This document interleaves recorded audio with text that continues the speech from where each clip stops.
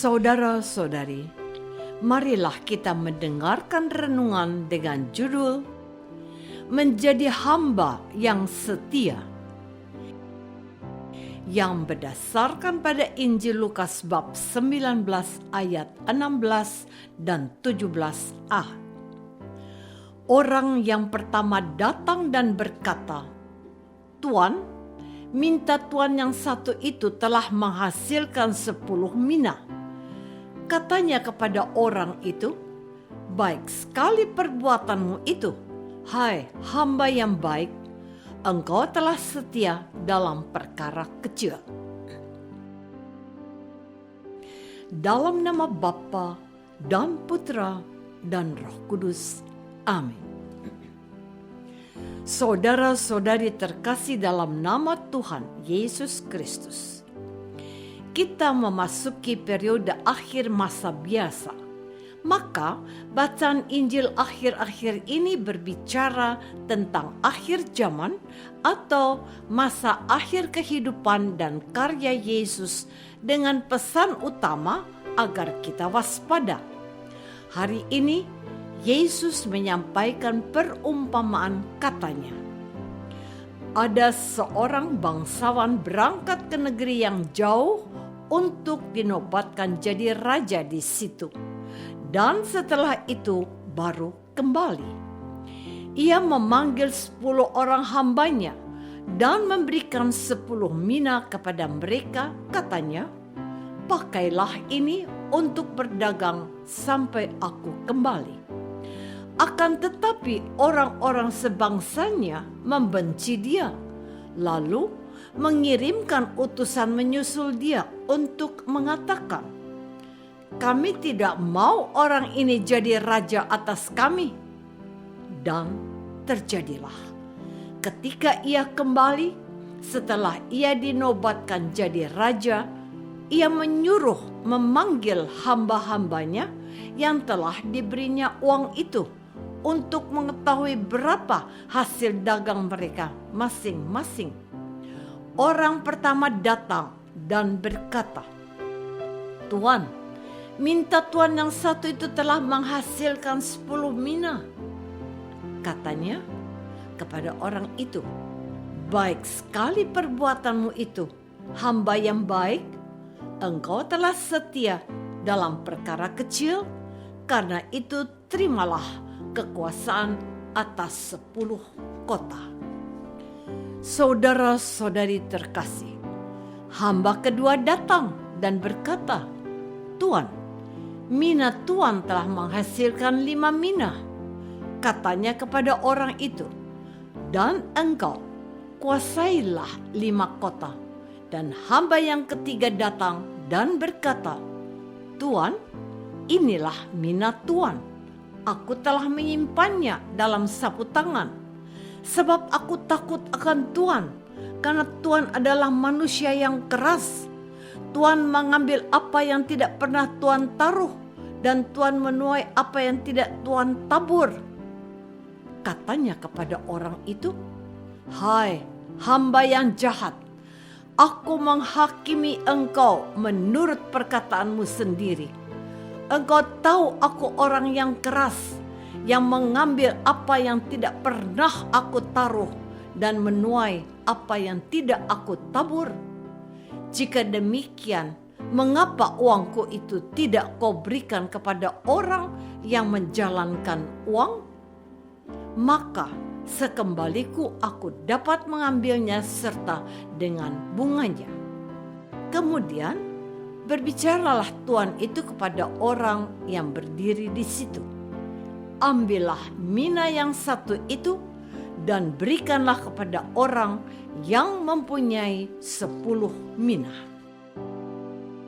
Saudara-saudari terkasih, perumpamaan tentang 10 uang mina yang disampaikan oleh Yesus hendak menekankan tentang pentingnya kita memiliki sifat setia. Kesetiaan dikaitkan dengan sikap berjaga-jaga dan tanggung jawab. Pertama, sikap berjaga-jaga. Kita berjaga-jaga dalam arti rohani, Berjaga-jaga dalam pengertian rohani berarti menantikan Allah hadir dan menyapa kita. Memang harus kita akui bahwa Allah selalu ada bersama kita. Tetapi kehadiran Allah dalam hidup kita tidak selalu kita sadari dan rasakan. Bahkan orang-orang yang suci dan selalu dekat dengan Allah pun pernah merasakan bahwa ada saat-saat tertentu di mana Allah seakan-akan jauh dan tidak terjangkau. Karena itulah kita perlu berjaga-jaga dengan berusaha menjadi hamba yang setia. Sebab kalau kita tidak berjaga-jaga, bisa saja Allah hanya akan melewati kita. Kedua, soal tanggung jawab. Hamba yang setia dilihat dari tanggung jawabnya. Kita dapat melihat bahwa hamba pertama dan kedua telah setia dalam perkara kecil, yakni menyangkut uang.